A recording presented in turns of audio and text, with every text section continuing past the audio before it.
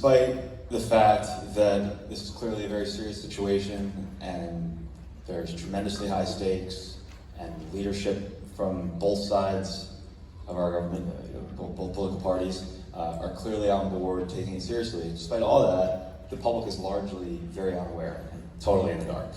And so my hope is that this film changes that, or at least starts the process of changing that. And yeah, that's the most surprising thing for me. When you meet very aware people who follow the news and are well-read and they're clueless to all of this. So I'd like to hope that the film will change that. Have it 10 to 20 years from now. So that's disheartening right now. What's the worst fear is that if an adversary gets it, North Korea, China, Russia before us, because it is so game-changing and it'll basically take everything that we have today and make it obsolete. I'm the reason we had the committee, the hearing in the House. I raised hell, and I was told I was going to be chairman of it.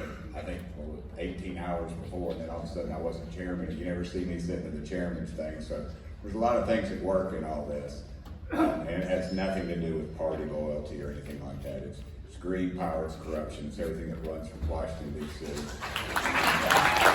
And so thanks to Dan for starting the conversation. I think, December with the drone incidents we had in New Jersey, all across the country in the last couple of years, and the fact that we've been trying, and Jay was big to pilot this, trying to get commercial pilots to acknowledge that they're seeing stuff and then report it back to the federal government. We've got a long way to go.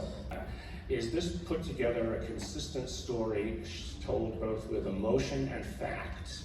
And the facts aren't just these events happened, but here are the conclusions that we have actually dared to come to about what they are. And that's going to help me in trying to convince my colleagues, both at Stanford and through, say, the Soul Foundation, the other things that we're doing, to feel more comfortable to come forward themselves. So this has done a great service, I think, Dan, what you've done. Just for participating in the UAP Independent Study Team, these academics had their careers threatened.